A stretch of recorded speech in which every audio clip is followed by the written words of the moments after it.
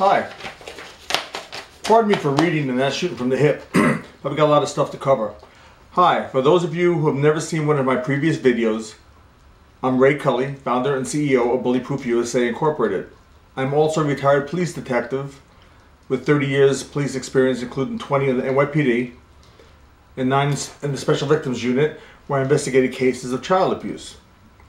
Now, I'm going to ask a favor, and I especially appeal to the patriots who have not yet given up on the United States of America. And the favor is simply this.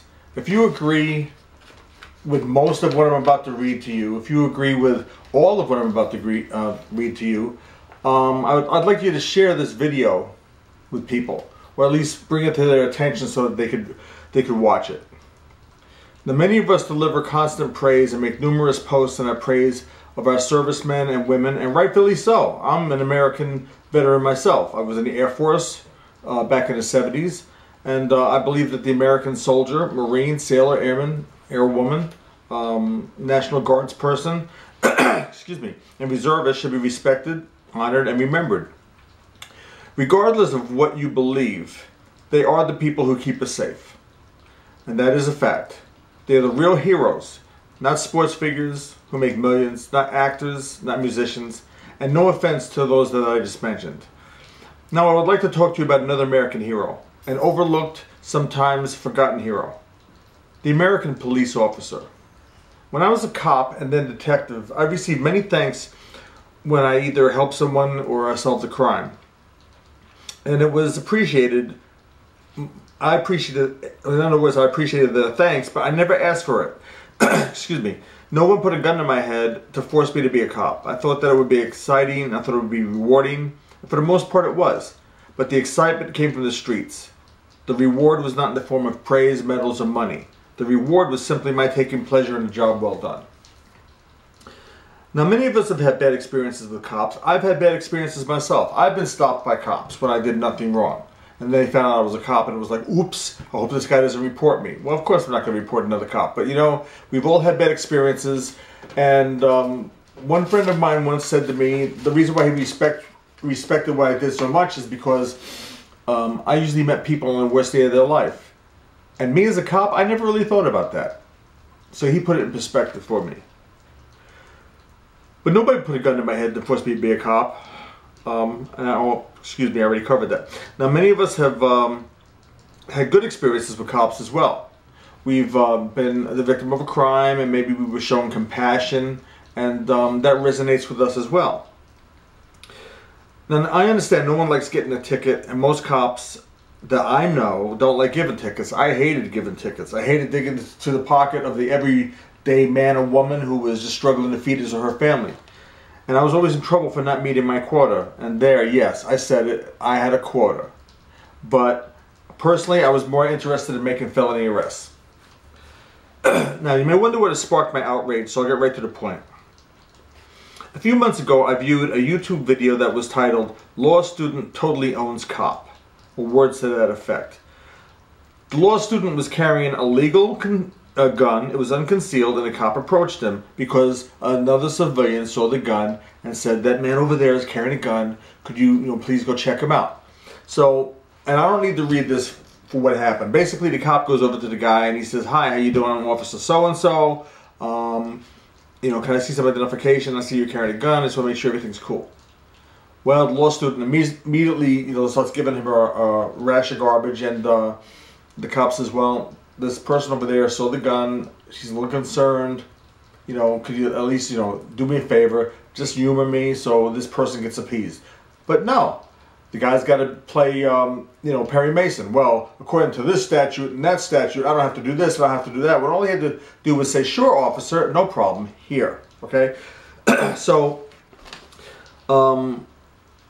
it just so happens that the Sandy Hook and Aurora, Colorado shootings were still in the news. And all the cop asked was that he show some identification so he could do a quick check on him.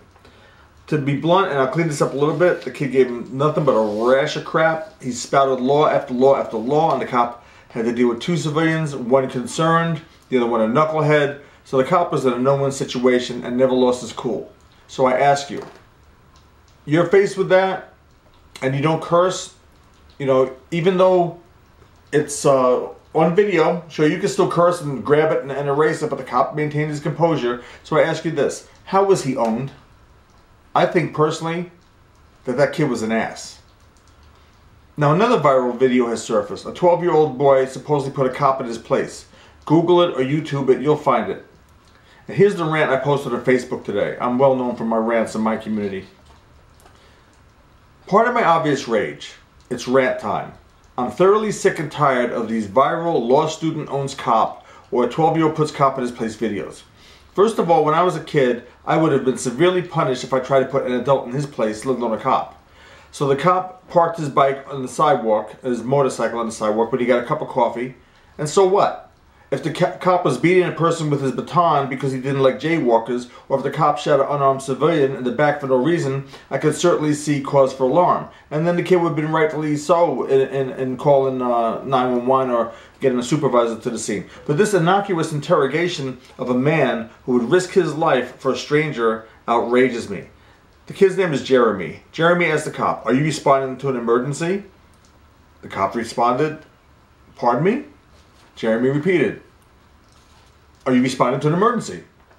And the cop just looked at him. So Jeremy says, "So why are you on the sidewalk?" Obviously, you know what was on the cop's mind, but the cop maintained his composure with this little 12-year-old person. So let me ask you something, Jeremy, if you're watching this video.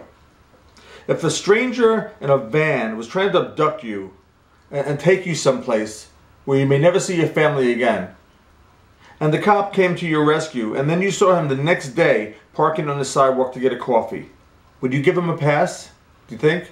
Maybe you'd ignore the fact that he's parked on the sidewalk for 2 minutes while going into Starbucks because he saved you from being maybe a rape victim or maybe a murder victim? Do you think you'd give him a pass on that one? If that same cop got shot while saving your mom or sister from a rapist, would you give him a pass when he parked on the sidewalk? Or is your mom's life or your sister's honor, it's not worth it? You gotta point out to him, "You're on the sidewalk, officer. I can't park on the sidewalk. You're on the sidewalk." Year by year, cops lose more and more power. We lose more and more control of the streets. We are questioned more and more about frivolous BS. But here's the thing, Jeremy. My biggest issue is not with you questioning the cop. My biggest issue is with your age. Okay? You're 12 years old. I'm sure you've heard this expression. I've got shoes and socks that are older than you are. I'm 59 years old, okay? And you're 12. What can you possibly know about the world at large at your age? I'm 59 and I'm still learning about people on this planet. I'm still learning about this planet in general. I'm still learning about a lot of things, okay? And I'm old enough to be your grandfather. And I admit that I'm still learning. So what gives you the right to question a cop when you're 12 years old? Now, I'm sure some adult liberals will think that you are cool. You're just simply exercising your First Amendment right. But the First Amendment doesn't provide you the authority to harass a public servant. I'm sure that you think you're a smart kid, when in reality, you're just a smart ass. I didn't spank my kids, so if you were my kid, I wouldn't spank you. But if I knew what you had done, I would certainly make you apologize. And I would try to instruct you in the ways of courtesy and protocol, and you would be grounded for at least a week. There's a time and a place for any comment, criticism, or suggestion that one person may have for another. But above all, you should have been taught to respect your elders, and you should have been taught that discretion is a better part of valor. In other words, you should have minded your own business and kept your big fat mouth shut. I wore the badge for 30 years, including 20 on the NYPD, and it's not a cliche to say that it's a thankless, underappreciated, underpaid profession. You'll go to the movies and pay anywhere from $8 to $12 to watch a horrible actor who makes $25 million per year. And depending on jurisdiction, the cop who just saved your life makes $30,000 a year. In fact, statistically speaking, nationwide, smaller, less dangerous departments can make more than big municipalities. The Nassau and Suffolk County Police Departments in New York make much more top salary than the average cop of the NYPD, which is the largest department in the country. Football players, basketball players, baseball players, they've been known to get 5-year, $125 million contracts. Most cops I know never turn down overtime, and some even take second jobs so that they can take their families on vacation and live in a nice home. And these cops don't even enjoy that home like you enjoy yours because they work long hours.